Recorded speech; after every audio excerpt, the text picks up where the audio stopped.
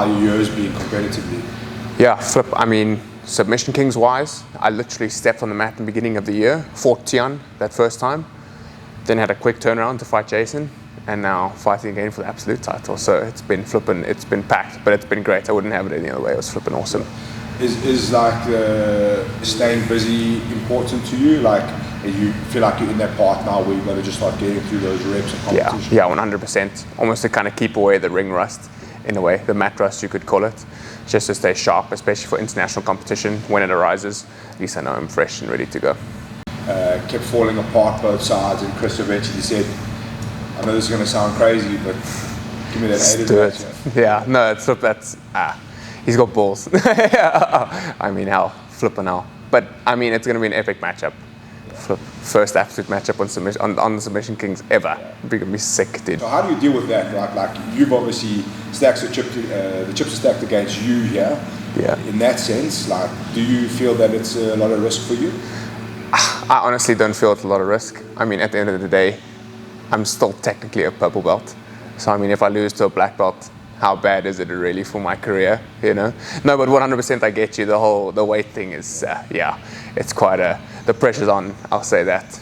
But yeah, not underestimating Chris at all. He's a savage. I've watched him raw, so got to come in guns blazing, yeah. I think it's fairly obvious to assume what he will try and do, set a pace, and like, hopefully in his mind, I would guess he would try and wilt with pace. Yeah. How do you prepare for that, knowing that that's got to be some degree of his game plan? Yeah, 100%. I mean,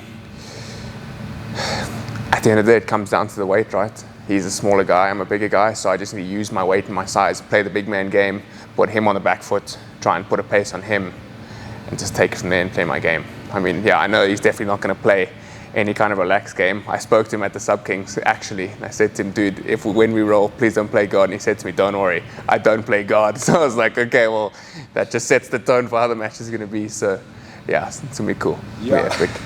How do you go about game planning that? Do you change something in the way you're training? Obviously without giving away trade secrets, but like, do you change the way you're training, or very much just stick to what you're doing? I mean, the thing that's really changed a lot for me is purely just training partner size. After the last Sub Kings with Dylan, I ran into a lot of issues dealing with smaller opponents. So now, just in kind of preparation for that, trying to roll with smaller opponents, high-skilled opponents that are a little bit smaller than I am, just so I can get used to it.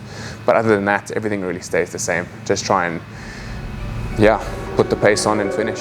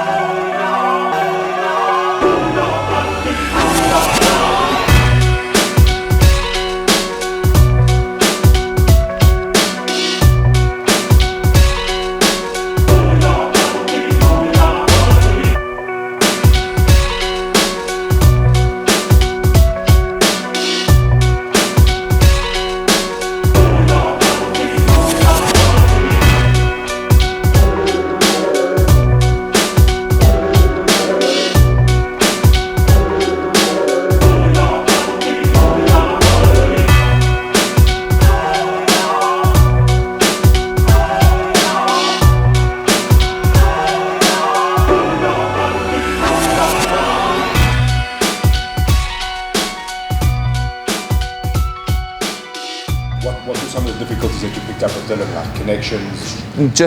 Just trying to take space, if you understand what I'm saying. Just when I rolled him, whenever I tried to look for a grip, there was always something there, or he was just gone. He was just so small that it's so difficult to actually establish a good system and good connections to get everything going. So just working on that's been the goal.